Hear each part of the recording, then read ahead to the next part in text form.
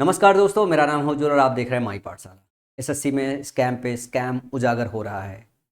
अब नए नए स्कैम बाहर ऐसे आ रहे हैं जो अपन के एजम्पशन से बाहर थे कि टॉप 200 में 22-22 बच्चे एक एक सेंटर के रैंक बना के बैठे हुए हैं, फ्रॉडियल लौंडे। स्क्राइब वाले बच्चों का अलग ही धांधली चल रहा है।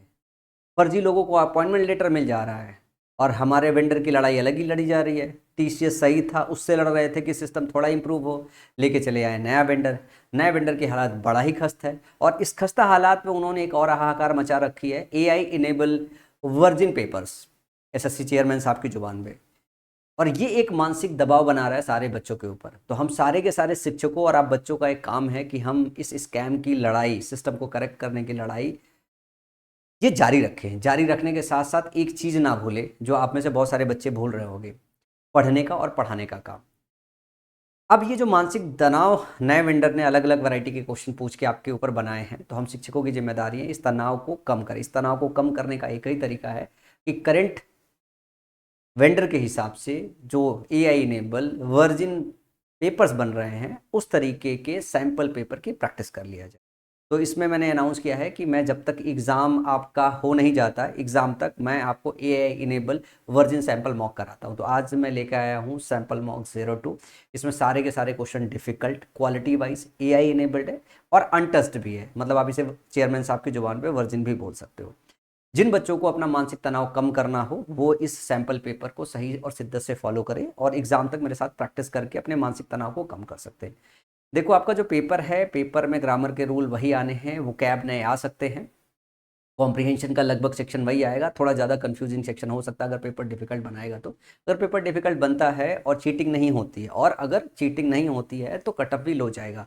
लेकिन जैसा कि स्कैम उभर के बाहर आ रहा है, मुझे नहीं लग रहा है कि आपका कट ऑफ लो जाएगा। जब एक सेंटर से जो है 22-22 लौंडे, फ्रॉडियल लौंडे जो है टॉप 200 के अंदर रैंक बना के बैठे हुए हैं, इसका मतलब है कि भाई एक तो मुश्किलात होने वाली है टफ पेपर की, ऊपर से हाई कट ऑफ की। तो आपको मानसिक रूप से प्रिपेयर होना पड़ेगा। तो इस वीडियो में हम लोग पूरा फोकस रहेंगे पढ़ाई पे, और बाकी स्कैम से रिलेटेड जितनी बात मैं अपनी सामर्थ्य पे उजागर कर सकता हूँ वो सेपरेट वीडियो में उजागर करूँगा। इस सैंपल मॉक या अपने मानसिक तनाव को जो आपको कम करना है उसको कम करने के मैं तरीके बता देता हूँ। इस सैंपल मॉक्स को सही से इस्तेमाल कीजिए। इसका सही तरीका ये है कि आप जैसे ही मैं आपको सैंपल मॉक कराने जा रहा हूँ, एक एक वीडियो को पॉज कीजिए, पहले खुद कीजिए फिर सोल्यूशन देखिए। या दूसरा तरीका यह है कि टेलीग्राम चैनल पे जैसे ही वीडियो आती है आपको तुरंत जाना है, पहले पीडीएफ डाउनलोड करना है, पीडीएफ डाउनलोड करके सबसे पहले लगा के देखना आपके कितने मार्क्स आ रहे हैं, फिर इसका सोल्यूशन देखना है। क्योंकि ये सैंपल मॉक्स काफ़ी डिफ़िकल्ट है, काफ़ी क्वालिटी वाइज है, तो ऐसे में आपको बहुत कुछ सीखने को मिलेगा। तो चलो स्टार्ट करते हैं आज का सैंपल मॉक 02। इस सैंपल मॉक 02 में अगर मैं बात करूं तो सबसे पहला क्वेश्चन है एक्टिव से पैसिवाइज। एक्टिव पैसिवाइज के क्वेश्चन की खास बात क्या है कि इस बार जो आपके एग्जाम में एक्टिव पैसिवाइज के क्वेश्चन आ रहे थे बहुत लेंदी आ रहे थे। लेंदी होने का ये मतलब नहीं होता कि क्वेश्चन डिफिकल्ट होता है।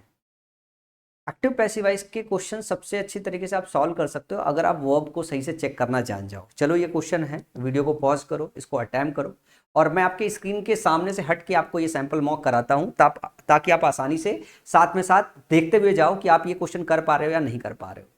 जैसे मैं क्वेश्चन को पढ़ता हूँ, by the time the committee convenes next week. Convene का मतलब होता है सभा इकट्ठित करना। इसका हिंदी मतलब हो गया कि जब तक कमेटी जो है अगले सप्ताह तक सभा इकट्ठी करेगी लोगों की, दे विल हैव फाइनलाइज, वो फाइनलाइज कर देंगे द ड्राफ्ट प्रपोजल, वो ड्राफ्ट प्रपोजल को फाइनलाइज कर देंगे। अब ध्यान से देखिएगा, जब एक्टिव से पैसिवाइज बनाते हो तो एक बेसिक रूल होता है कि आपको पैसिवाइज बनाने के लिए ऑब्जेक्ट चाहिए होता है। अगर ऑब्जेक्ट नहीं है तो आप पैसिवाइज कैसे बनाओगे? तो पैसिवाइज बनाना बहुत जरूरी है। तो ध्यान से देखो, इस सेंटेंस के अंदर दो हिस्सा है, एक हिस्सा ये है और एक हिस्सा ये है। They will have finalize the draft. अगर मैं कहूं by the time the committee convene next week, convene का मतलब होता है सभा बुलाना, सभा बुलाना। अगले सप्ताह तक, अगले सप्ताह तक जब तक कमेटी जो है क्या करेगी, कन्वीन करेगी, सभा बुलाएगी। तो यहाँ पे कन्वीन करेगी, सभा बुलाएगी, लेकिन ऑब्जेक्ट नहीं दिया हुआ है। यहाँ पे ये दिया हुआ एक एक्शन है, जब ये एक्शन होगा उसके पहले तक वो लोग जो है ड्राफ्ट प्रपोजल फाइनलाइज कर देंगे। तो अगर ऑब्जेक्ट देखोगे तो ऑब्जेक्ट आपको इस कड़ी में मिलेगा, they will have finalize the draft proposal. वो फाइनलाइज कर लेंगे क्या, ड्राफ्ट प्रपोजल। तो ये है आपका ऑब्जेक्ट। तो ये वाला जो हिस्सा है इसको आप पैसिव वॉइस में कन्वर्ट करोगे। क्या करोगे? पैसिव वॉइस में कन्वर्ट करोगे। जब इसको पैसिव वॉइस में कन्वर्ट करोगे तो आपको ध्यान देना, सबसे पहले क्या ध्यान देना होता है? आपका वर्ब। वर्ब है विल हैव। विल हैव की अगर बात करें तो विल हैव को किस में चेंज करते हो पैसिव वॉइस में? विल हैव बीन में चेंज करते हो। हैज बीन, हैज और हैव और हैड के साथ बीन लगाते हो, और उसके साथ अगर विल लगाओ या शैल लगाओ तो उसको भी साथ में बीन लगाते हो। ये फ्यूचर परफेक्ट टेंस है और इसको बीन लगा के चेंज करते हो। सबसे पहले आपको ये चेक करना है कि कौन से ऐसे ऑप्शन में विल हैव बीन दिया हुआ, सबसे पहले आपको यही चेक करना चाहिए। और ये जैसे ही आप चेक करोगे क्वेश्चन क्रैक हो जाएगा। ध्यान से देखो, यहाँ पे विल बी का इस्तेमाल है, यहाँ पे विल हैव बीन का इस्तेमाल है, यहाँ विल हैव का इस्तेमाल है, यहाँ पे वुड हैव बीन का इस्तेमाल है। तो जो वर्ब चेंज होगा वो विल हैव बीन में चेंज होगा। तो ये वाला ऑप्शन क्या हो जाएगा? आपका ऑप्शन नंबर भी सही हो जाएगा। मैं उम्मीद करता हूँ कि 90% बच्चे जो है इस क्वेश्चन को सही कर पाए होंगे। अब इसके बाद आज के दिन का सबसे डिफिकल्ट क्वेश्चन आपके स्क्रीन पे है। ये है स्पॉट द एरर का क्वेश्चन। मैंने इसको खूब लेंदी बनाया है ताकि आप पैटर्न के साथ एकदम रूबरू हो जाओ। और ये क्वेश्चन वाकई में बहुत डिफिकल्ट है। जरा इसको पॉज करो और क्वेश्चन को लगाओ, जूम करके लगाओ। मैं क्वेश्चन को पढ़ता हूँ। जैसे सबसे पहला शब्द पढ़ा मैंने डिस्पाइट। तो डिस्पाइट पढ़ने के साथ जरा ध्यान से देखिएगा, एक एरर इससे रिलेटेड आता है, वो तुरंत आपकी जुबान में आ जाना चाहिए। सैंपल 1 में मैंने आपको कराया था स्पॉट द एरर के सेक्शन में। डिस्पाइट का मतलब होता है in spite of. In spite of, इसके साथ ऑफ लगाना गलत होता है। डिस्पाइट के साथ जब भी आप ऑफ देखो आप हमेशा हटा दो। एक तो ये बहुत मतलब वैसा वाला एरर है जो एसएससी अक्सर करके पूछा करती है, लेकिन यहाँ पे ऑफ नहीं लगा मतलब सही है। अब ध्यान से देखना, despite the fact that, despite the fact, fact क्या है? दैट द कमेटी मेंबर, की कमेटी मेंबर्स हैड बीन क्या करेंगे? हैड बीन है हाईली इंथुसियास्टिक, बहुत ज्यादा उत्तेजित है, एनर्जी में है। क्या करने के लिए? टू बिगिन विथ, स्टार्ट करने के लिए। देयर अप्रोच, अपना अप्रोच किसके टूवर्ड्स, किसकी तरफ? Implementing the new policy, new policy को इंप्लीमेंट करने की तरफ बहुत इंथुसियास्ट है और स्टार्ट है। और ये जो न्यू पॉलिसी है ये बीकेम हो रही है, क्या हो रही है? स्लोअर हो रही है। लेकिन किस तरीके का स्लोअर हो रही है? प्रोग्रेसिव स्लोअर हो रही है। एज अनफॉरसीन, जबकि मतलब ये न्यू, ध्यान से यहां देखना, the new policy become progressive slower as unforeseen bureaucratic hurdles, जो अनफॉरसीन है, जो नहीं दिखाई देने वाली आधिकारिक जो है हर्डल्स है, बिगिन टू सरफेस, मतलब वो सरफेस पे आ रही है, सामने उभर के आ रही है। कॉजिंग डिले, जो डिले कर रही है in almost every department involve, delay कर रही है उन सभी डिपार्टमेंट में जो इसमें इन्वॉल्व है। अब ध्यान से देखिएगा, मेरे पढ़ने का तरीका, जो ये पूरा पैरा लिखा हुआ है इसके पढ़ने का तरीका देखिएगा, इस पे गौर कीजिएगा, आप एरर पकड़ पाएंगे। सबसे पहले मैं कुछ कंसेप्ट सिखाना चाहता हूं। यहाँ पे कंसेप्ट सीख लोगे, याद दिला दूंगा, तो उस क्वेश्चन को लगाना आपके लिए आसान हो जाएगा। जैसे आपने एक चैप्टर पढ़ा होगा लिंकिंग वर्ब। लिंकिंग वर्ब की अगर बात करें तो लिंकिंग वर्ब का जब इस्तेमाल होता है तो इस चैप्टर में हम पढ़ते हैं कि सब्जेक्ट होता है, सब्जेक्ट के साथ अगर हमने लिंकिंग वर्ब का इस्तेमाल किया, लिंकिंग वर्ब का इस्तेमाल किया तो इसके बाद आता है आपका सब्जेक्ट कॉम्प्लीमेंट। क्या आता है? सब्जेक्ट कॉम्प्लीमेंट आता है। और जो सब्जेक्ट कॉम्प्लीमेंट होता है वो आपका नाउन हो सकता है, या फिर ये आपका प्रोनाउन हो सकता है, या फिर आपका एग्जेक्टिव हो सकता है। जब हम लिंकिंग वर्ब की बात करें तो लिंकिंग वर्ब में सारे शिक्षक आपको इसे रटवा देते हैं। इसमें ये होता है एक वर्ब बी। जब वर्ब बी की बात करते हैं तो इसके अंदर इज आता है, आर आता है और एम आता है। पास्ट में अगर बात करें वॉज आता है, वर आता है। और इसको पहचानने का क्या तरीका होता है कि इसके साथ मेन वर्ब नहीं लगा होता है, मतलब वर्ब की आईएनजी फॉर्म या वर्ब की थर्ड फॉर्म नहीं लगी होती। इसके अलावा आपको याद कराया जाता है कि बीकम याद कर लो, टर्न याद कर लो, गेट याद कर लो, ग्रो याद कर लो। इसको लेके एग्जाम में क्वेश्चन बनाया जाता है। तो जब भी कहीं आप बीकम देखो तो बीकम देखने के साथ साथ आपको यह पता होना चाहिए कि इसके बाद जो आएगा या तो नाउन आएगा या प्रोनाउन आएगा या एग्जेक्टिव आएगा जो सब्जेक्ट का कॉम्प्लीमेंट होगा। अगर ये बात आपको रिकॉल नहीं थी, मैंने रिकॉल करा दी। अब वापस से एक बार इस कॉम्प्लेक्स सेंटेंस को सही से पढ़ो, और जिस तरीके से मैं पढ़ रहा हूं उस तरीके से पढ़ो, तब आपको इसमें एरर समझ में आएगा अच्छे से। ध्यान से देखना, डिस्पाइट द फैक्ट, कि फैक्ट के बावजूद, और वो फैक्ट क्या है कि committee member had been highly enthusiastic. जो कमेटी मेंबर है वो हाईली इंथुसियास्टिक है, क्या करने के लिए? टू बिगिन विथ, स्टार्ट करने के लिए है। और वो भी क्या? देयर अप्रोच, अपना अप्रोच इंप्लीमेंट करने के लिए न्यू पॉलिसी। और ये न्यू पॉलिसी क्या हो रही है? Became, new policy become. तो जैसे न्यू पॉलिसी बीकम आ रहा है, सब्जेक्ट के साथ जो है बीकम क्या हो जाएगा? ये लिंकिंग वर्ब की काम करता है। तो यहां न्यू पॉलिसी क्या हो जाएगा? न्यू पॉलिसी हो जाएगा सब्जेक्ट। ध्यान से देखिएगा, फिर बीकम, और फिर बीकम के बाद अगर मैं लगाऊं व्हाट तो आपका सब्जेक्ट कॉम्प्लीमेंट मिल जाता है। तो सब्जेक्ट कॉम्प्लीमेंट क्या मिलेगा? स्लोअर। एक शब्द में ढूंढना है आपको, एक शब्द में नाउन या प्रोनाउन या फिर एग्जेक्टिव। तो न्यू पॉलिसी क्या हो जाएगा? स्लोअर हो जाएगा। तो ये हो गया आपका, या ये नाउन होगा या प्रोनाउन होगा या एग्जेक्टिव होगा, यही होगा सब्जेक्ट कॉम्प्लीमेंट, क्योंकि बीकम क्या है? लिंकिंग वर्ब है। अब ध्यान से अगर देखोगे तो आपको इसको पढ़ के समझ में आएगा, जो स्लोअर है आपका, ये आपका एग्जेक्टिव की तरह रोल प्ले कर रहा है। ये नाउन या प्रोनाउन तो नहीं है, साफ साफ दिखाई दे रहा है, प्रोनाउन नहीं है, नाउन भी नहीं है। स्लो हमारा वर्ब होता है और इसका कंपैरेटिव डिग्री स्लोअर बनाया गया, मतलब यहाँ पे ये एग्जेक्टिव की तरह इस्तेमाल हो रहा है। चलो ठीक है, तो हमें समझ में आ गया कि भैया ये स्ट्रक्चर में फिट बैठ रहा है। फिर हम यहाँ पढ़ते हैं the new policy become what? Slower. लेकिन किस तरीके का स्लोअर? Progressive slower.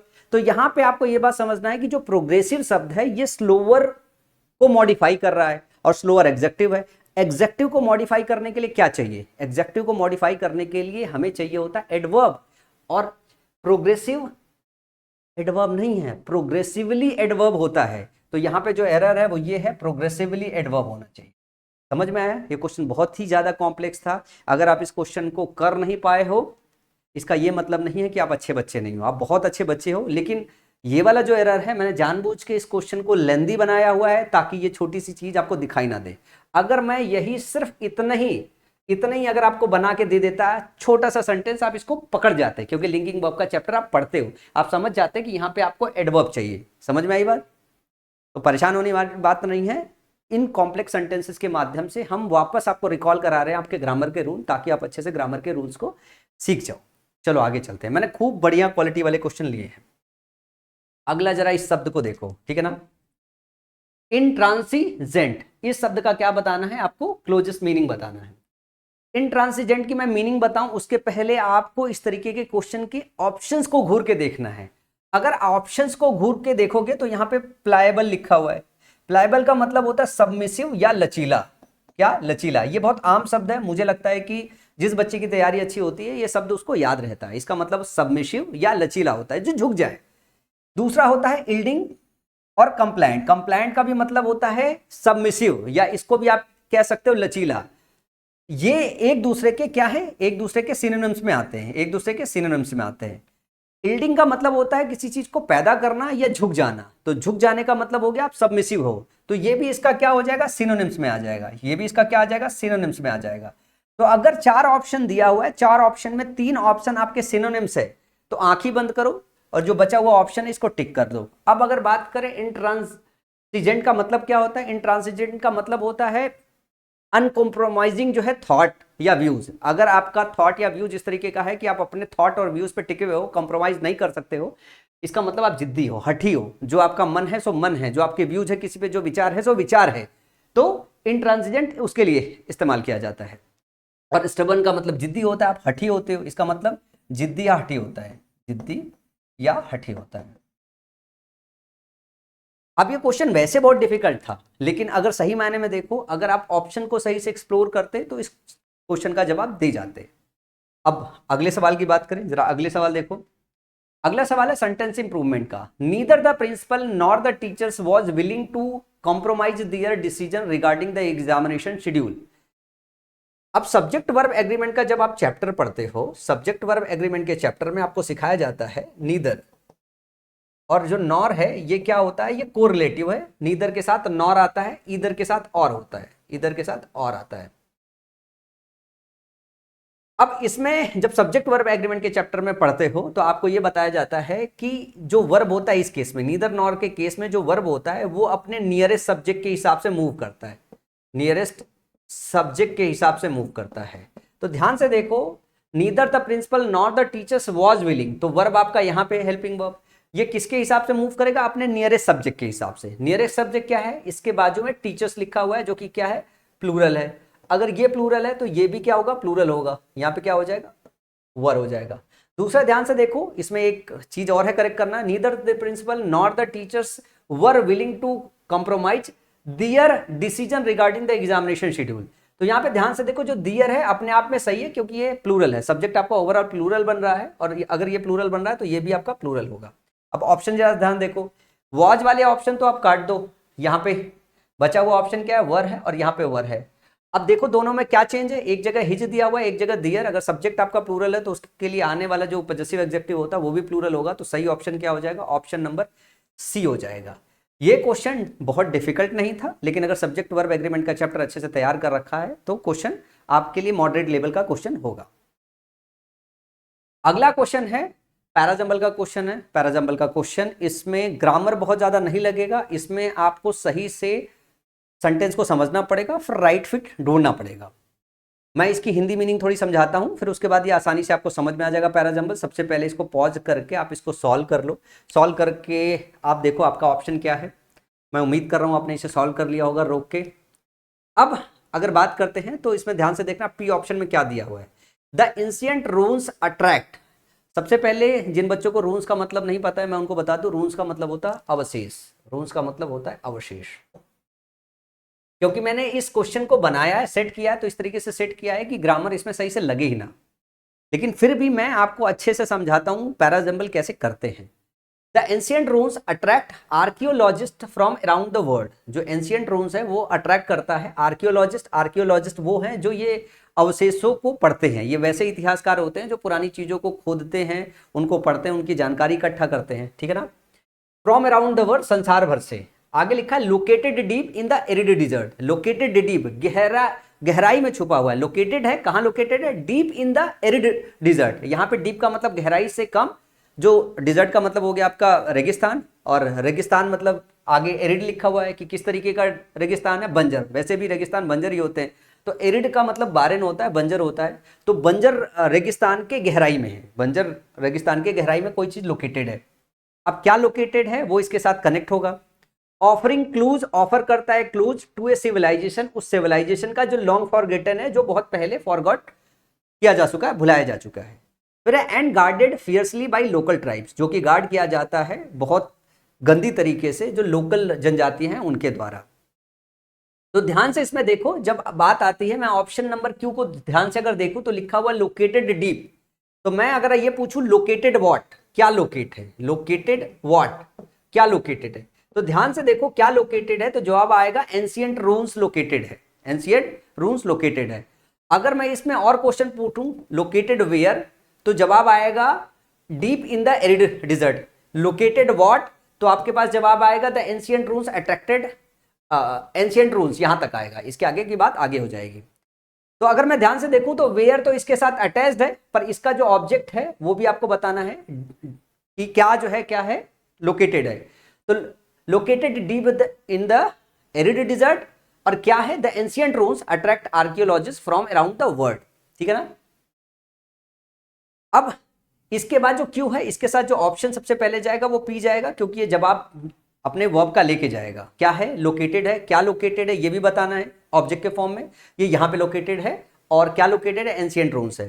फिर एंशिएंट रून्स क्या अट्रैक्ट करता है, अट्रैक्ट करता है आर्कियोलॉजिस्ट को फ्रॉम अराउंड द वर्ल्ड, और क्या करता है, और ये गार्डेड है किसके द्वारा, गार्डेड है फियर्सली किसके द्वारा, बाय लोकल ट्राइब्स। फिर इसका डिस्क्रिप्शन विवरण आपने दे दिया, इसको डिफाइन कर दिया सही से। फिर आगे बता रहे हो कि ये जो है कि ये आर्कियोलॉजिस्ट को अट्रैक्ट करता है और लोकल ट्राइब्स के द्वारा गार्डेड है, ये एक तरीके का क्लू ऑफर कर रहा है एंशिएंट सिविलाइजेशन का, जो बहुत पहले भुलाया जा चुका था। तो इसका सही सीक्वेंस क्या बनेगा, इसका सही सीक्वेंस बनेगा Q and then P then S और देन आर, ये राइट सीक्वेंस होगा इसका। इसमें मैंने ऑप्शंस भी ऐसे सेट किए हैं कि आप ग्रामर वामर ना लगा पाओ। अदरवाइज अगर ध्यान से देखो, जो आपके एसएससी में आपके पी क्यू आर एस के ऑप्शन बनते हैं वो इस तरीके से ऑप्शन बनते हैं। अगर क्यू को आपने पी से कनेक्ट कर लिया होता तो क्यूपी पेयर बनाने के बाद ना आपका ऑप्शन ही सारा निकल जाता। अगर क्यूपी पेयर बनाओगे तो देखो यहाँ पे एक क्यूपी पेयर है, एक यहाँ पे भी क्यूपी पेयर है, लेकिन सही जवाब क्या है, क्यूपी ऐसा। तो ऑप्शन ए जो होगा यहाँ पे क्या होगा, करेक्ट हो जाएगा। इसमें कुछ शब्द ऐसे डिफिकल्ट थे स्पेशली हिंदी भाषी बच्चों के लिए, और मुझे लगता है कि जो सीबीएसई आईसीएसई बोर्ड के बच्चे उनके लिए शायद ही कोई इसमें डिफिकल्ट हो। मतलब मॉडरेट लेवल का आपका ये था पैराजंबल। अगला है a person who believes that pleasure is the most important aim in life. इसके लिए वन वर्ड बताना है। तो सुखवादी जिसको बोलते हैं, जिसको संसार में ये लगता है सुख ही जीवन है, उसको क्या बोलते हैं, हेडोनिस्ट बोलते हैं। हेडोनिस्ट का मतलब है सुखवादी। एक और चीज है जो आपके एग्जाम में आता है, ये प्रीवियस ईयर से ही है, कई बार पूछा जा चुका है। फिलैंथ्रोपिस्ट का मतलब होता है जो परोपकारी होते हैं या मानव प्रेमी होते हैं, जो मानवता से प्यार करते हैं, उनको फिलैंथ्रोपिस्ट बोलते हैं, मानवता से प्रेम करने वाले, प्रेम करने वाला या परोपकारी। फिलैंथ्रोपिस्ट परोपकारी व्यक्ति होता है। स्टोइक का मतलब होता है वो ऐसा बंदा जिसको फर्क नहीं पड़ता है सुख दुख से, तो इनडिफरेंट टू प्लीजर और पेन, ये स्टोइक का कई बार वन वर्ड के फॉर्म में आता है। साइनिकल होना या साइनिक होना मतलब सन की होना। तो ये सारे के सारे जो ऑप्शन है सारे के सारे आप याद कर लो। अगला है, मैंने फिलर्स को भी थोड़ा डिफिकल्ट बनाया है, जरा इसको पॉज करके इसको ट्राई करो कि आप इसे कर पाते हो। The speech was so verbose, concise, lucid, articulate that even seasoned journalists found it difficult to dash its actual intent. Speech में ऐसा क्या था कि सीजन जर्नलिस्ट जो है उन्होंने पाया कि ये डिफिकल्ट है और उसका एक्चुअल इंटेंट वो समझ नहीं पा रहे थे। ठीक है, ये है। तो ध्यान से देखो, the speech was so verbose, concise, lucid या आर्टिकुलेट। अगर यहाँ पे अगर सीजन जर्नलिस्ट उसे डिफिकल्ट हो रहा था उनको एक्चुअल इंटेंट समझने में, इसका मतलब जो स्पीच होगा वो साफ और क्लियर तो नहीं होगा, वो वेग होगा। तो ध्यान से जरा ऑप्शन को देखोगे, कंसाइज का मतलब होता है संक्षिप्त। अगर कोई चीज संक्षिप्त बोली जाती है इसका मतलब है कि चीजें आसानी से समझ में आ जाए। और लूसिड का मतलब क्या होता है? क्लियर, एकदम, जो आसानी से समझ में आ जाए, इजी हो। आर्टिकुलेट का मतलब होता है अच्छा वक्तव्य, चीजें जो साफ सुथरी कही जाए और अच्छे से बोली जाए जो लोगों को समझ में आए। तो ध्यान से देखिए, यहाँ पे जो आपको चाहिए वो ना कि कंसाइज चाहिए, ना कि लूसिड चाहिए, ना कि आर्टिकुलेट चाहिए, वो वर्बोज चाहिए। वर्बोज का मतलब होता है शब्द सा, ये थोड़ा सा डिफिकल्ट चीज है। और उसके बाद है डिसाइफर का मतलब पता लगाना, डिकोड करना, समझ पाना। तो इसमें सही ऑप्शन जाएगा option A, the speech was so verbose that even seasoned journalist found it difficult to decipher its actual intent. जो स्पीच था वो इतना वर्बोज था, इतना शब्दसा था कि जो सीजन जर्नलिस्ट थे उन्होंने पाया जो है बहुत मुश्किल था कि इसका एक्चुअल इंटेंट वो डिसाइफर कर सके। डिसाइफर मतलब डिकोड करना। तो सही ऑप्शन क्या हो जाएगा? ऑप्शन नंबर ए हो जाएगा। तो ये फिलर मॉडरेट से लेकर डिफिकल्ट की रेंज में आता है। अगला है डायरेक्ट इनडायरेक्ट का क्वेश्चन, ये भी काफी बड़ा है, जरा ध्यान से देखिएगा और लेंदी बनाया मैंने। He said to the audience, had you supported the motion, the reforms would have been implemented last year. He said to the audience, had you supported the motion, the reforms would have been implemented last year. अगर मैं बोलूं आपसे कि last year को convert करके क्या लिखते हैं, तो आप तुरंत बोलोगे कि सर द प्रीवियस ईयर लिखते हैं। तो जहां जहां लास्ट ईयर लिखा हुआ उस ऑप्शंस को हटा दो। तो लास्ट ईयर वाला ये ऑप्शन है, ये वाला ऑप्शन हटा दो। ध्यान से देखो, मैं ये बोलूं इंट्रोगेटिव सेंटेंस है या इंट्रोगेटिव सेंटेंस नहीं है, तो आप बताओगे कि सर क्वेश्चन मार्क है ही नहीं, इसका मतलब इंट्रोगेटिव सेंटेंस नहीं है।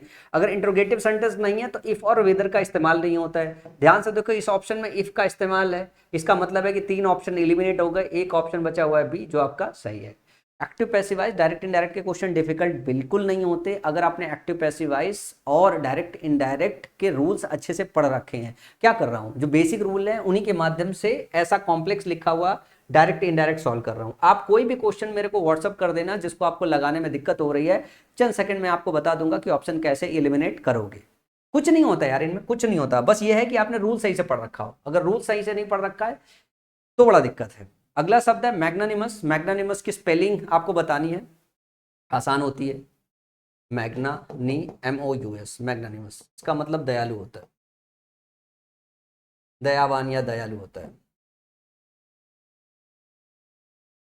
तो स्पेलिंग कौन सा सही है? Magnanimous. I think option number A ही ठीक है, ठीक है ना।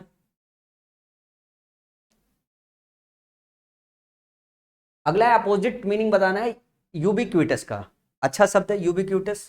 अगर मैं ध्यान से देखूं, इसकी मीनिंग जानूं और उसके बाद मैं अपोजिट ढूंढूं या सिनोनिम्स एंटोनिम्स को क्रैक करने का एक और तरीका होता है। पहले इन 4 ऑप्शन में ये देखो कहीं 3 एक जैसा तो नहीं दिखाई दे रहा है।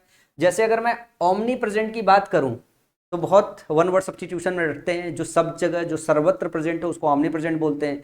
यूनिवर्सल का भी मतलब वही है जो पूरे यूनिवर्स में पाया जाता हो, ठीक है ना। वाइड स्प्रेड मतलब सब जगह फैला हो। तो ये 3 तो क्या हो गए, ये 3 तो आपस में सिनोनिम्स हो गए। अगर ये 3 तो सिनोनिम्स हो गए, इसका मतलब यही हमारा ऑप्शन होगा। और यूबिक्विटस का मतलब ही यही होता है जो सब जगह प्रेजेंट हो या सर्वत्र, इसका हिंदी मीनिंग ही सर्वत्र होता है।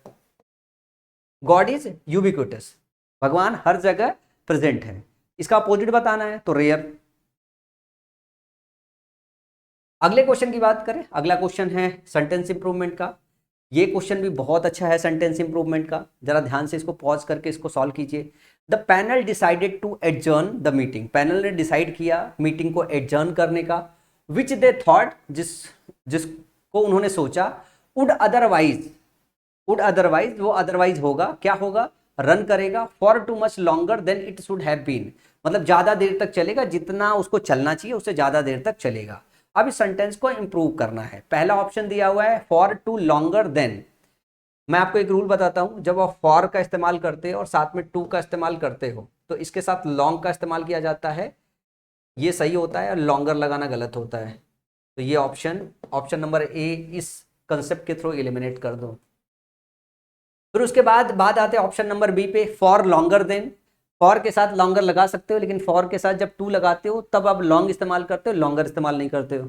तो for longer than it should have संभावित हो सकता है। चलो आगे लिखते हैं, much more longer than it should be. Option number 3 की अगर बात करें तो ध्यान से देखो, यहाँ पे डबल कंपैरेटिव का इस्तेमाल है, मोर का भी इस्तेमाल है, लॉन्गर का इस्तेमाल है, तो ये ऑप्शन में नहीं होगा। फिर ऑप्शन नंबर डी की बात करें, for longer than it should have been, for longer है then it should have been, मतलब ये भी ऑप्शन हो सकता है, ग्रामेटिकली करेक्ट है। अब जरा ध्यान से देखो इन दोनों में क्या फर्क है, इन दोनों में ध्यान से देखो तो यहां पे अगर बीन लगा देते तो दोनों ऑप्शन बी और ऑप्शन डी जो है क्या होता, ऑप्शन बी और ऑप्शन डी एक ही ऑप्शन हो जाता। ध्यान से देखो ना, for longer than it should have, यहाँ पे बीन मिसिंग है, यहाँ पे बीन है। अब जरा अपने क्वेश्चन को देखो, क्वेश्चन में क्या लिखा है, then it should have been, question में बीन है। कुछ सेंटेंसेस होते हैं जो हम इलिप्टिकल सेंटेंसेस की कैटेगरी में रखते हैं। इलिप्टिकल सेंटेंसेस क्या होते हैं कि कुछ शब्द ऐसे होते हैं जिनको अगर हम हटा दें तो भी सेंटेंस की मीनिंग में कोई फर्क नहीं पड़ता है, वो अंडरस्टूड होता है। तो जैसे इसमें से अगर हम बीन हटा दें तो ये सेंटेंस इलिप्टिकल सेंटेंस की कैटेगरी में आ जाएगा। तो अगर मैं इसको यहां पे रखूंगा तो ये इलिप्टिकल सेंटेंस बनेगा, और अगर इसको रखूंगा तो इलिप्टिकल सेंटेंस नहीं बनेगा। तो सवाल ये आता है, जब आपको इलिप्टिकल सेंटेंस चुनाव करना हो और नॉन इलिप्टिकल सेंटेंस में, तो सही क्या होगा, सही होता है नॉन इलिप्टिकल सेंटेंस, क्योंकि जो शब्द वहां पे होना चाहिए अगर आप उसको हटा देते हो अंडरस्टूड है, उसके बजाय अगर उसको रख देते हो तो वो सेंटेंस ज्यादा परफेक्ट है, क्योंकि ज्यादा क्लियर मीनिंग आएगी। तो अगर मैं बात करूं इलिप्टिकल वर्सेस नॉन इलिप्टिकल में, बी ऑप्शन चुनाव करें या डी ऑप्शन चुनाव करें, तो डी ऑप्शन चुनाव करें। जिन बच्चों को इलिप्टिकल सेंटेंस नहीं आता है, मैं एक छोटी सी वीडियो इलिप्टिकल सेंटेंस पे कई सारे सेंटेंसेस को लेके आपको समझा दूंगा, सेपरेट वीडियो बना दूंगा, क्योंकि ये सैंपल मॉक है। अगर मैं यहाँ पे इलिप्टिकल सेंटेंस को डिटेल में समझाने जाऊंगा तो सैंपल मॉक बहुत ज़्यादा टाइम ले लेगा। मैं मान के चल रहा हूँ कि जो बहुत सारे बच्चे होंगे उनको इलिप्टिकल सेंटेंसेस के विषय में ज़्यादा जानकारी नहीं होगी। मैं एक 10 मिनट की वीडियो बना के आपको इलिप्टिकल सेंटेंसेस एक्सप्लेन कर दूंगा। अगला है, अच्छा एक चीज़ और बता दूं, आप बोलोगे कि सर मान लो एग्जाम में मुझे इलिप्टिकल सेंटेंस नहीं पता होता तो मुझे कैसे पता चलता कि यहाँ पे भाई यहाँ पे बीन होना चाहिए, यहाँ बीन नहीं होना चाहिए। तो ध्यान से इस बात को समझना कि यहाँ आप सेंटेंस में जो दिया हुआ ना, उस सेंटेंस में आप बीन मेंशन है, उस हिसाब से सेंटेंस के हिसाब से मूव करो। ज्यादातर जो टोन होना चाहिए सेंटेंस जो आपके क्वेश्चन में दिया उसका रिफ्लेक्शन होना चाहिए। समझ में आई बात? अगला क्वेश्चन है एक्टिव पैसिव वॉइस का। इट इज सैड दैट, ये कहा गया, the scientist is developing a ground breaking theory. तो इसको दो पार्ट में ब्रेक करो। इट इज सैड दैट, ये कहा गया। अब इट इज सैड दैट, फिर मैं अगर व्हाट करूं तो व्हाट का पूरा जवाब ये है कि ये जो कहा गया कि the scientist is developing a ground breaking theory. अब इसके अंदर जाओगे तो जरा ध्यान से देखो, ये अपने आप में एक एक्टिव सेंटेंस है जिसमें सब्जेक्ट और ऑब्जेक्ट है कि साइंटिस्ट ने क्या किया, साइंटिस्ट डेवलप कर रहे हैं, क्या कर रहे हैं, ग्राउंड ब्रेकिंग थ्योरी। ये आपका ऑब्जेक्ट हो गया और ये आपका सब्जेक्ट हो गया और ये आपका वर्ब हो गया। अगर इस एक्टिव को पैसिव में कन्वर्ट करो तो इज प्लस वर्ब की आईएनजी फॉर्म है, वर्ब की आईएनजी फॉर्म है। तो इसको किस में कन्वर्ट करते हो, इज के साथ फिर बीइंग लगाते हो प्लस वर्ब की V3 फॉर्म लेते हो। जरा ये देखो कहीं पे दिया हुआ है, क्या इससे क्वेश्चन क्रैक हो सकता है? तो the scientist is said to have developed a ground breaking theory, तो हमें कहीं पे इज के साथ बीइंग नहीं दिखाई दे रहा है। फिर यहाँ पे देखो इज सैड टू भी, यहाँ पे भी नहीं दिखाई दे रहा है, यहाँ पे लेकिन दिखाई दे रहा है इज बीइंग डेवलप्ड दिखाई दे रहा है, और किसी ऑप्शन में नहीं दिखाई दे रहा है, इसमें इज डेवलपिंग दिखाई दे रहा है। मतलब सिर्फ अगर इस बात की जानकारी आपको अच्छी तरीके से है तो ये ऑप्शन एलिमिनेट हो जाएगा, ये ऑप्शन एलिमिनेट हो जाएगा, ये ऑप्शन एलिमिनेट हो जाएगा, और एक ही ऑप्शन बचेगा जो कि ऑप्शन नंबर सी सही होगा। Active passive voice, direct indirect, फिर से मैं बोल रहा हूँ, ऑप्शन इलिमिनेट करके ही किया जाता है। आप लंबे और कॉम्प्लेक्स सेंटेंस देख के परेशान मत हो, बस आपको ये पता होना चाहिए कि कहाँ पे ऑब्जेक्ट दिया हुआ है। जहाँ पे ऑब्जेक्ट दिया होता है उसी ऑब्जेक्ट का सहारा लेके आपको पैसिव वॉइस में कन्वर्ट करना होता है। उसी ऑब्जेक्ट के वर्ब को ध्यान से देखो, उसका वर्ब कैसे कन्वर्ट हो रहा है, उसका वर्ब ध्यान से देखोगे कि वर्ब उसी का बदलना है, तो उसका जब वर्ब बदलोगे तो आपके ऑप्शन ऑलरेडी इलिमिनेट हो जाएंगे। ऑब्सिक्यूअस ये है शब्द जिसका आपको अपोजिट बताना है। ऑब्सिक्यूअस का मतलब सबमिशिव होता है। जब आप किसी को फॉलो करते हो, किसी के सबमिशन में होते हो, तो उसके लिए ऑब्सिक्यूअस शब्द का इस्तेमाल किया जाता है अपना काम निकालने के लिए, या किसी ने ऑर्डर जारी कर दिया उसकी बात मान ली। कुल मिला जुला के ऑब्सिक्यूअस का मतलब होता है सबमिशिव होना, और इसका सिनोनिम सीधे सीधे यहाँ पे सबमिशिव होना यहाँ पे दिया हुआ ऑप्शन नंबर सी। सबमिशिव होने का मतलब होता है कंप्लायंट होना, मतलब आप किसी की बात मान लो आसानी से, किसी ने बोल दिया आप इतने इंक्लाइंड हो कि उसकी सारी बात मान लो। एक तरीके से दासत्व वाली जो फीलिंग होती है वही होता है सबमिशन होना, सरेंडर कर देना जो है। यहाँ पे ऑप्शन अगर ध्यान से देखते हैं तो सबमिशिव, सर्वाइल और फाउनिंग, इन तीनों का मतलब एक ही बात होता है। अब जैसे इसमें कुछ लोगों को फाउनिंग नहीं पता होगा, कुछ लोगों को सर्वाइल नहीं पता होगा। सर्वाइल जो है स्लेवरी शब्द से बना हुआ है, इसका मतलब होता है सबमिसिव होना। तो ये एक दूसरे के सिनोनिम्स हैं, ये सारे के सारे एक दूसरे के सिनोनिम्स हैं। और आपको बताना क्या था, आपको बताना था एंटोनिम।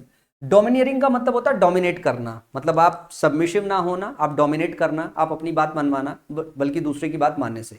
यहाँ पे अपोजिट पूछा था, तो अपोजिट क्या हो जाएगा, ऑप्शन नंबर बी हो जाएगा। मेरा मानना है ये सारे के सारे शब्द आप याद कर लो। ऑब्सिक्यूअस, सर्वाइल, सबमिशिव और फाउनिंग सब एक दूसरे के सिनोनिम्स है, जिसका मतलब होता है सबमिशिव होना, दूसरों की बात माना या दासत्व की भावना होना। अगला है one word substitution, an official pardon for people who have been convicted of political offence. अगर किसी ने पॉलिटिकल ऑफेंस कर रखा है, ठीक है ना, तो ऑफिशियल पार्डन अगर उन लोगों को दिया जा रहा है, ठीक है ना, official pardon who have been convicted, जो कन्विक्ट हुए हैं पॉलिटिकल ऑफेंस के लिए, तो इसको क्या बोलते हैं, उसको बोलते हैं एमनेस्टी। जितने भी आपके पॉलिटिशियंस होते हैं उनको एमनेस्टी मिलती है। तो option A is the right option. लेकिन जो चार ऑप्शन में से तीन ऑप्शन बचे हुए, इनकी मीनिंग भी पता होना चाहिए। क्लेमेंसी का मतलब होता है माफी। कोई आपको सजा या दंड दी गई हो, सजा से माफी मिलना जो है, ये भी क्या होती है, जनरल अगर किसी सजा से माफी मिल रही है तो उसको क्लेमेंसी बोलते हैं। रेप्रीव जो शब्द होता है, इसका मतलब होता है अगर आपको मौत की सजा सुनाई गई है, मौत की सजा सुनाई गई है,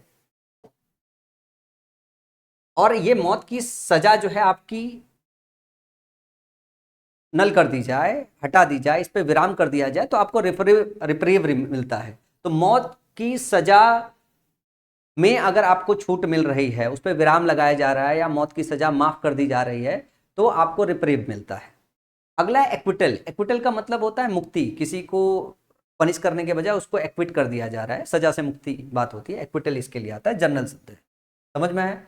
ये सिचुएशनल शब्द है, ये पॉलिटिकल ऑफेंडर्स के लिए होता है। क्लेमेंसी होती है कि मान लो आप कोई सजा काटने जा रहे हो, उस पर जो है आपको स्टे लग दिया गया, उसे माफ कर दिया गया, तो क्लेमेंसी होती है। मौत की सजा के विषय में उस पर विराम लगा दिया जाए, उसको रद्द कर दिया जाए, तो रिप्रीव मिलता है आपको। और एक्विटल का मतलब होता है दोष मुक्त होना। एक्विटल का मतलब होता है दोष मुक्त होना। आपको ये कह दिया आप एक्विटल हो गए हो, मतलब दोष मुक्त हो गए हो। इसमें कन्विक्टेड हो लेकिन आपको माफी मिली है, एक्विटल का मतलब होता है दोष से मुक्ति मिल जाती है, एक्विटल कर दिया गया आपका, ठीक है ना। अगला है the minister's clarification was so dash that it manage to. Minister का जो क्लैरिफिकेशन था वो था, क्या था, दैट इट मैनेज टू, कि इसने मैनेज किया dash the controversy rather than resolve it. मतलब उसने इस तरीके से मैनेज किया कि कंट्रोवर्सी और ऊपर हो गई बजाय इसके रिजॉल्व होने के। तो इसकी हिंदी मीनिंग भी बहुत आसानी से समझ में आ रही है। आपके पास ऑप्शन है कोजेंट, क्वैश, एम्बिगुअस या इनफ्लेम, कोहरेंट या सेटल, एक्सप्लिसिट या एग्रावेट। तो आपको ध्यान से देखना है कि जो यहाँ पे आपको ऑप्शन फिल करना है कि मिनिस्टर का जो क्लैरिफिकेशन था वो ऐसा था कि उसने क्या काम किया, कंट्रोवर्सी को बढ़ा दिया रेदर देन रिजॉल्व करने के। अगर यहाँ पे रिजॉल्व हो रहा है तो इसके अपोजिट यहाँ होना चाहिए कि वो बढ़ रहा था। तो बढ़ने से रिलेटेड अगर हम बात करें तो यहाँ पे देखो, क्वैश का मतलब होता है रद्द करना, रद्द करना, तो ये मीनिंग में नहीं आएगा। सेटल का मतलब होता है किसी चीज को सेटल कर देना या कम कर देना, तो ये दोनों ऑप्शन नहीं हो सकते। अब बचे हुए दो ऑप्शन, एक है इनफ्लेम या फिर एक एग्रावेट। अगर इनफ्लेम की बात करें तो इनफ्लेम का मतलब होता है किसी में फ्लेम लगा देना और उभार देना, और एग्रावेट का मतलब होता है बढ़ा देना। तो ये दोनों में से कोई ऑप्शन हो सकता है। अब हमें ये देखना पड़ेगा ऑप्शन नंबर 1 में इस हिसाब से क्या फिट हो सकता है। अगर मैं एम्बिगुअस की बात करूं तो एम्बिगुअस का मतलब होता है दुर्बोध, जो समझ में ना आए, और एक्सप्लिसिट का मतलब होता है क्लियर, जो समझ में आ जाए। अगर मिनिस्टर का क्लैरिफिकेशन एक्सप्लिसिट होता तो मुद्दा गरमाता क्यों। मिनिस्टर अगर गोल गोल बात करके निकल जाएंगे, एम्बिगुअस बात करके निकल जाएंगे, तो कंट्रोवर्सी बड़ी हो जाएगी। जैसे मान लो हम एसएससी स्कैम की लड़ाई लड़ रहे हैं और आए हमारे जो एसएससी चेयरमैन साहब गोल मोल एम्बिगुअस बात करके निकल जाए, तो कंट्रोवर्सी क्या होगा, इनफ्लेम ही हो जाएगी। तो एसएससी स्कैम इनफ्लेम हो गया क्योंकि एसएससी चेयरमैन का जो क्लैरिफिकेशन था वो एम्बिगुअस था। तो इसका जो सही ऑप्शन होगा ऑप्शन नंबर बी होगा, rather than option number D के। तो कोहेरेंट होने का मतलब होता है क्लियर होना, ठीक है ना, और कोजेंट का मतलब होता है स्पष्ट और क्लियर। तो कोजेंट, कोहेरेंट और एक्सप्लिसिट का वैसे भी मतलब क्या होता है, स्पष्ट होना, सीधे सीधे बात करना। तो अगर हम ऑप्शन ए के हिसाब से भी जाते तो एक ही ऑप्शन था आपका, ऑप्शन नंबर बी। अगला फिर से पहला जंबल है, rearrange to form a coherent sentence who had once been his closest ally. पहला ऑप्शन है, the leader refuse to acknowledge the presence of the man standing quietly in the corner of the room during the high profile diplomatic event.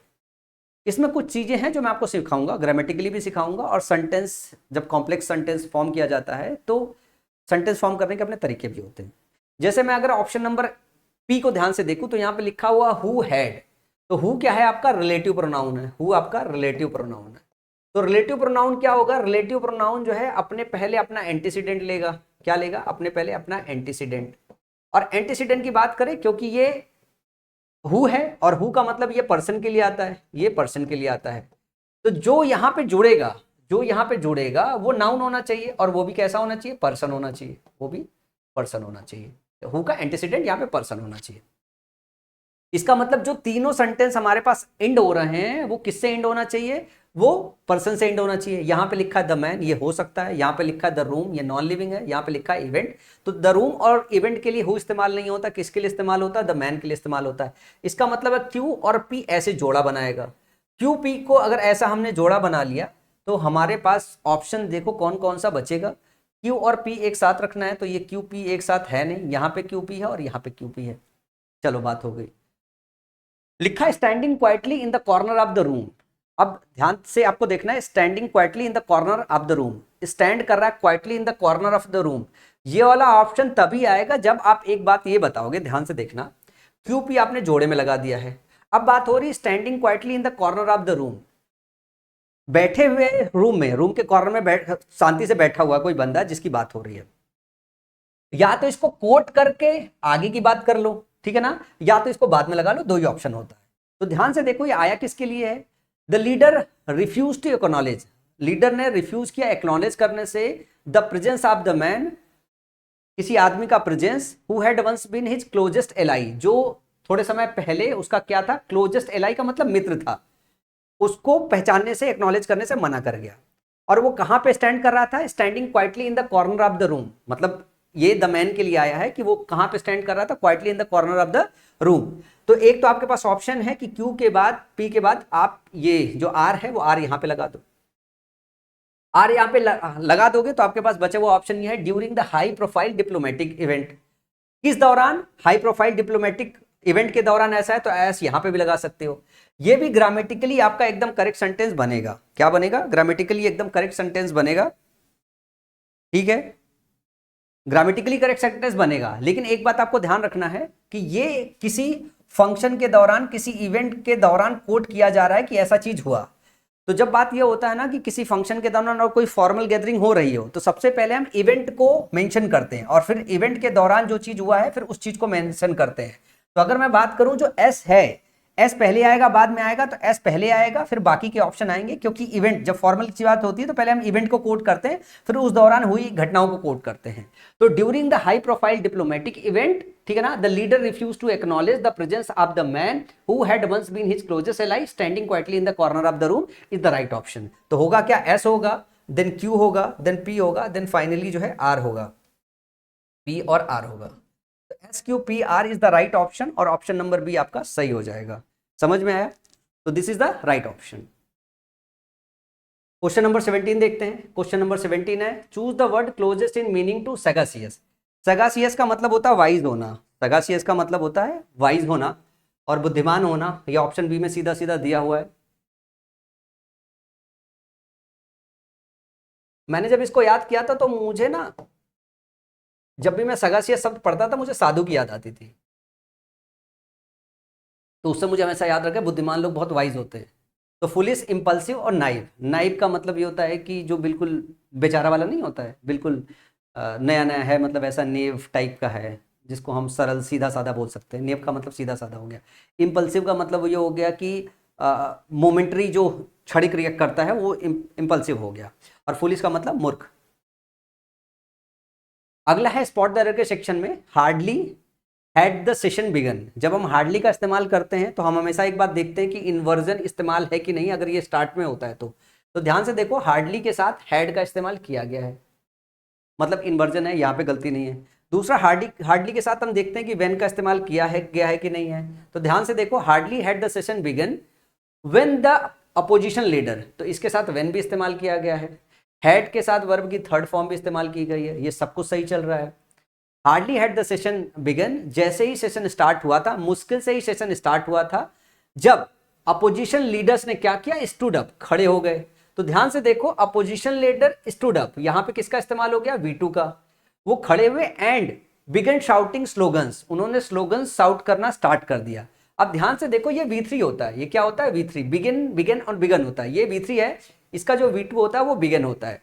तो ध्यान से देखो, ये तभी इस्तेमाल होता है, थर्ड फॉर्म या तो पैसिव स्ट्रक्चर हो, या तो हैज हैव हैड का इस्तेमाल किया हो आपने, हैज हैव और हैड का इस्तेमाल किया हो। यहाँ हैज हैव हैड नहीं है, ये V2 में है, और V2 को एंड से जोड़ा गया, तो दूसरा वर्ब भी V2 में होना चाहिए। तो यहाँ पे जो एरर है वो ये एरर है, यहाँ पे बिगिन होना चाहिए, ना कि बिगन होना चाहिए।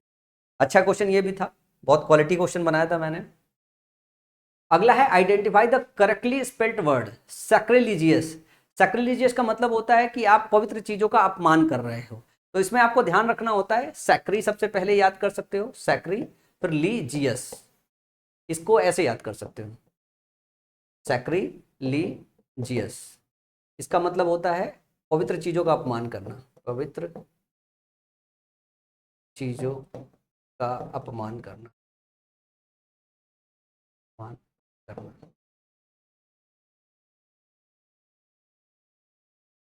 अब इसके बाद आपका सबसे कॉम्प्लेक्स सेक्शन आता है क्लोज टेस्ट। मैं स्क्रीन के सामने से पूरी तरीके से हटता हूँ, ठीक है ना। इस क्लोज टेस्ट को पॉज करो, सारे के सारे लोग जो है अच्छे से सॉल्व करो। सब कुछ दिखाई दे रहा है ना, एक बार मैं स्क्रीन पे देख लूँ कि सब कुछ दिखाई दे रहा है। यस, बिल्कुल दिखाई दे रहा है। अब मैं पढ़ता हूँ साथ साथ में, आपको इसको सॉल्व करना है। सबसे पहले इसको पढ़ने का तरीका आपको सीखना होगा। अब ध्यान से देखो, जैसे जैसे मैं पढ़ रहा हूँ मेरी आवाज़ को सुनना। Globalization has, globalization has, globalization has what, undeniably reshaped. Globalization ने किया है, क्या किया है, अनडिनाइबली रीशेप किया है the social economic, social economic कहाँ का, सोशल इकोनॉमिक फैब्रिक कहाँ का, ऑफ नेशंस का, देश का सोशल इकोनॉमिक फैब्रिक को क्या किया है, रीशेप किया है। आपको इसी तरीके से याद, मतलब क्लोज टेस्ट या पैसेज को इसी तरीके से पढ़ना पड़ेगा। वाइल, जबकि, इट हैज, इसने, फैसिलिटेट किया है, क्या, cross border trade, cross border trade को, क्रॉस बॉर्डर व्यापार को, एंड कल्चरल एक्सचेंज को क्या किया है, इसने फैसिलिटेट किया है, सुविधा प्रोवाइड करने के लिए, ठीक है ना। इट हैज ऑल्सो वाइडेंड, इसने वाइडन किया है गैप को between the affluent rich, affluent मतलब रिच क्लास का, एंड द अंडर प्रिविलेज्ड, जो कमजोर वर्ग है उनके बीच का जो गैप है और बढ़ा दिया है।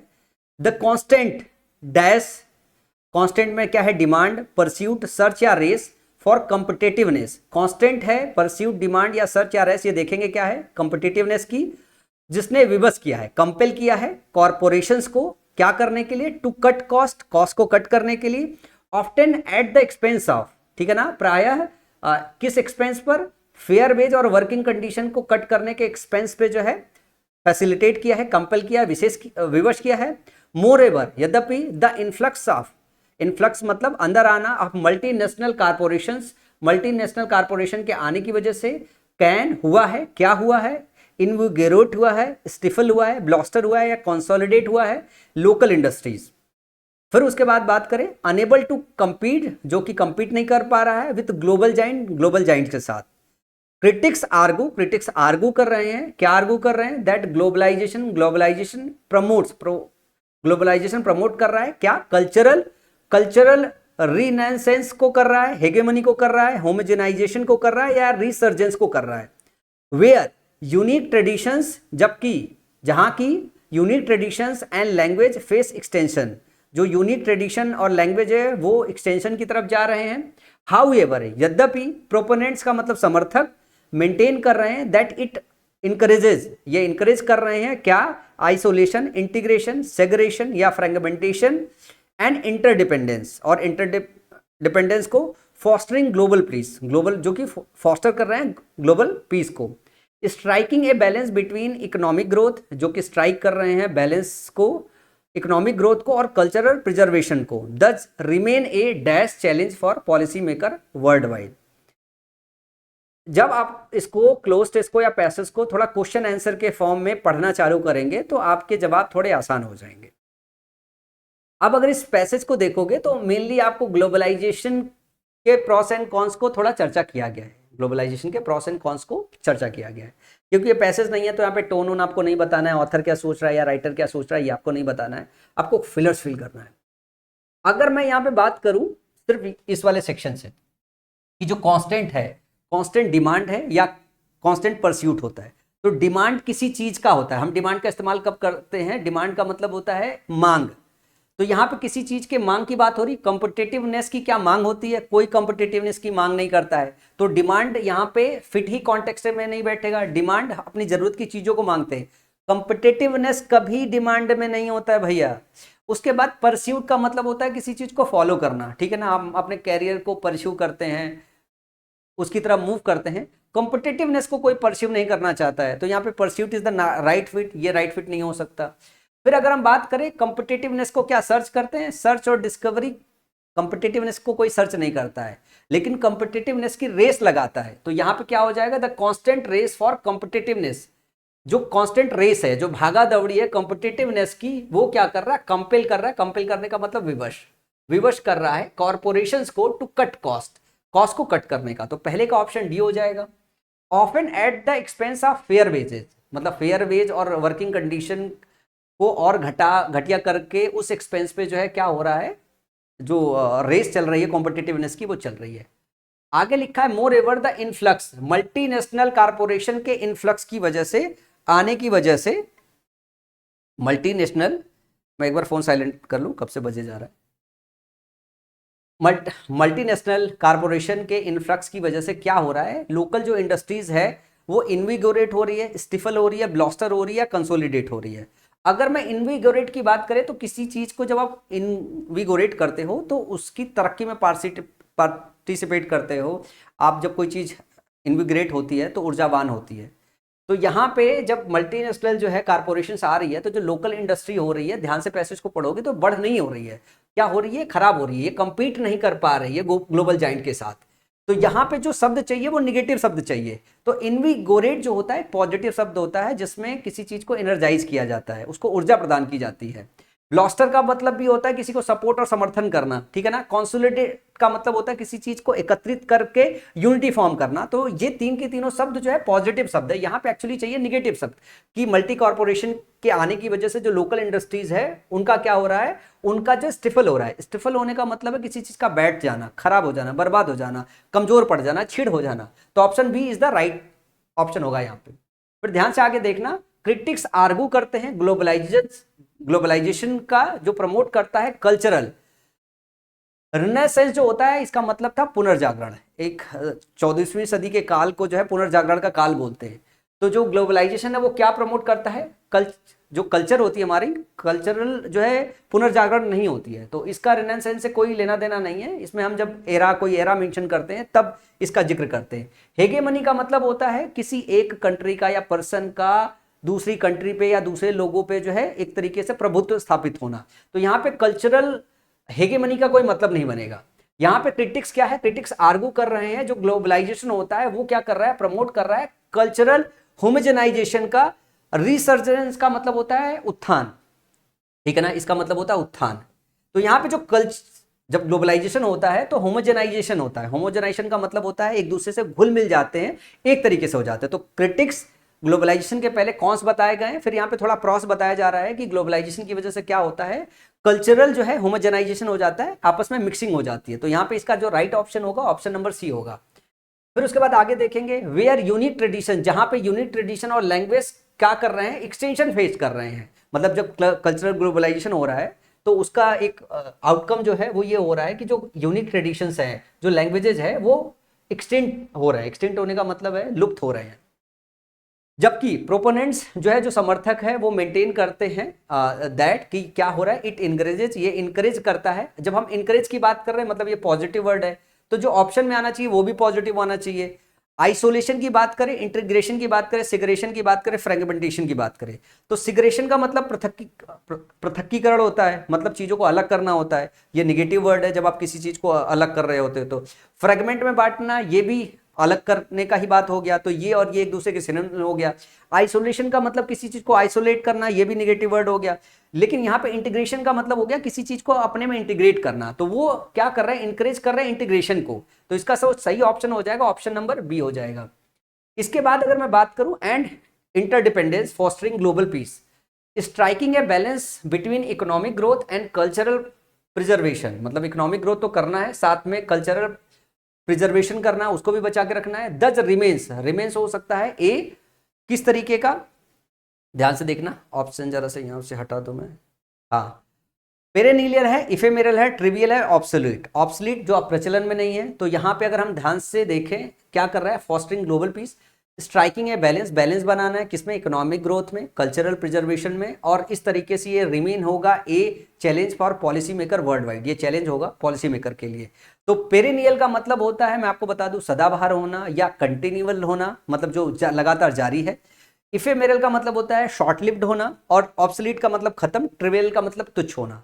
तो ध्यान से देखोगे यहाँ पे जो सटीक मीनिंग होगी वो पेरेनियल बनेगा। इसका जो राइट फिट मीनिंग यहाँ पे आएगा वो आएगा कंटिन्यू रहना।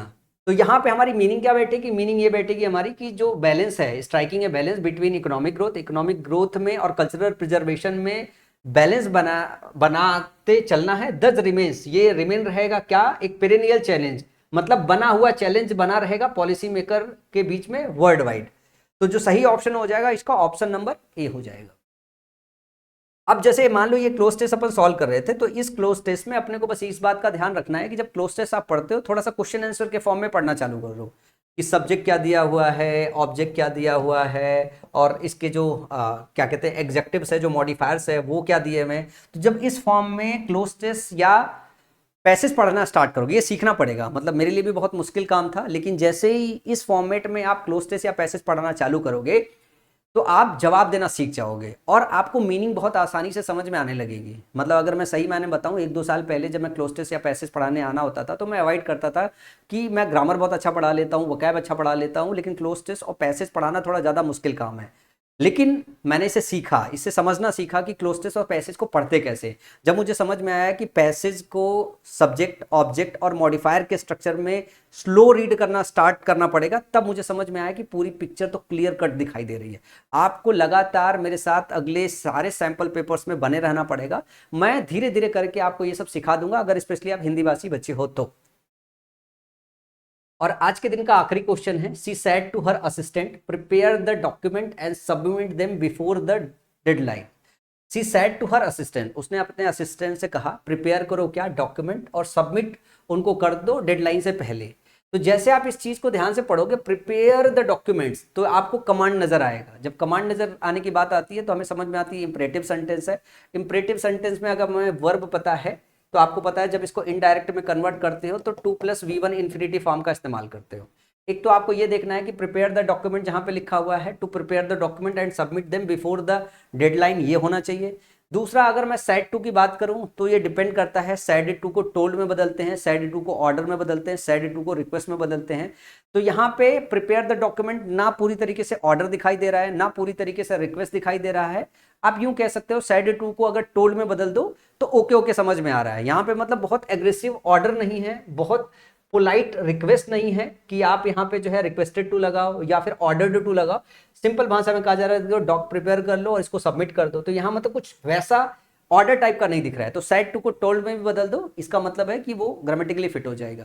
इन दो चीजों का ध्यान रख के आप इस ऑप्शन को सॉल्व कर सकते हो। She told her assistant to prepare the document and submit them before the deadline. Option number 1 मेरे को राइट दिखाई दे रहा है। सी ऑर्डर्ड हर असिस्टेंट, अगर टोल की जगह ऑर्डर भी लिख दे रहे हो तो भी कोई बात नहीं है। अब इसमें क्या है, दैट का इस्तेमाल नहीं करते, यहाँ दैट का इस्तेमाल हो गया है। सी सैड टू को टोल्ड में बदलते हैं तो ये ऑप्शन नहीं होगा, ये सैड टू की वजह से। सी told her assistant prepare the document, यहाँ पे टू मिसिंग है, यहाँ पे टू मिसिंग है, तो इस वजह से ये वाला ऑप्शन नहीं होगा। तो सही ऑप्शन क्या हो जाएगा, ऑप्शन नंबर ए हो जाएगा।